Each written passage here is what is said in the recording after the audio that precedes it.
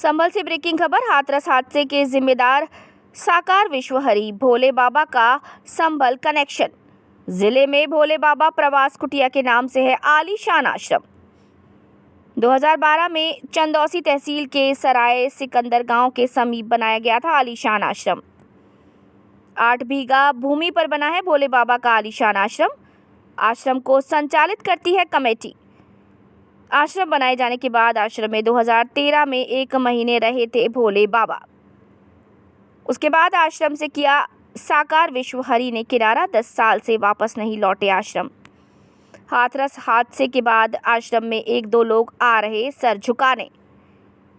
साकार विश्वहरि के भक्तों ने अपने ईंट भट्टों का नाम लिख रहा साकार विश्वहरि के नाम पर। अंकुर गोयल की रिपोर्ट। आप यहाँ किस जगह बैठे हैं? कौन सी जगह है ये? क्या स्थान है? प्रवास कुटिया। किसकी है ये? नारायण सागर है। अच्छा, नारायण सागर जी की। तो आप कितने दिनों से जुड़े हुए हैं इसमें? करीब है 6 साल।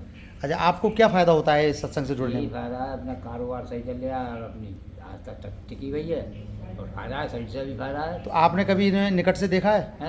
पास से इन्हें देखा है कभी? भाई ज़्यादा पास से तो नहीं देखा है, जैसे वो हो रहा है उसमें तो देखा है दूर से। अच्छा, जैसे कुछ लोग इन पर आरोप लगाते हैं आपके नारायण हरि पर ही, कि ये जैसा कि लोग मानते हैं ऐसे हैं नहीं, तब अब वो तो वो जाने साहब, अभी जो मानते हैं वो तो मानते हैं, जो ना मानते हैं वो जाने। आपकी कितनी आस्था है इनके अंदर? हमारी सही है, अपनी जैसी भी चला रहे हैं अपनी सही चला रहे हैं, हमारा काम चल रहा है, तो बात करते हैं। अम्मा, क्या नाम है आपका? तारावती। आप जो है यहाँ पर कहाँ बैठी हो? क्या कौन सी जगह है ये? प्रवास कुटिया नारायण हरि मैया की। अच्छा, तो आप कितने दिनों से जुड़ी हुई हो इनसे? कितने दिन हो गए होंगे?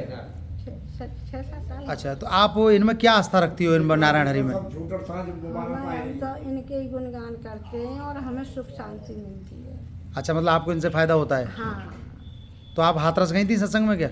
हम ना गए, हमारी लड़की गई। तो वो आ गई वापस? आ गई अच्छा, कोई बात नहीं हुई? नाम पे तो अपने सही बता रहे हैं कि बाबा ने फिर वचन खूब बढ़िया गाए और अपने विदाई हो रही उनकी, तो उनके पीछे संगत भागी।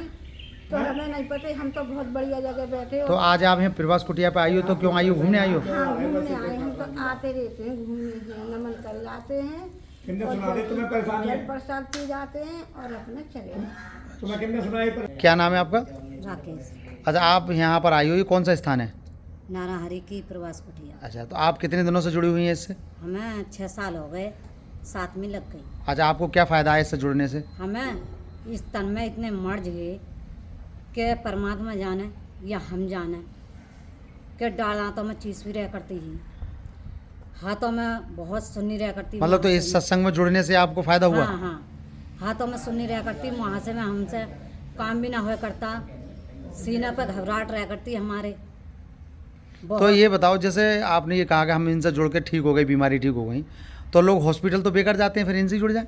ना बताएंगे हम उसके भी बीमारी का भी कि हमारी इतनी तबीयत खराब हुई कि 17 इंजेक्शन लगे, बोतल में चढ़ाई, 6 बोतलें चढ़ाई डॉक्टर ने, कोई हमें फ़ायदा नहीं हुआ।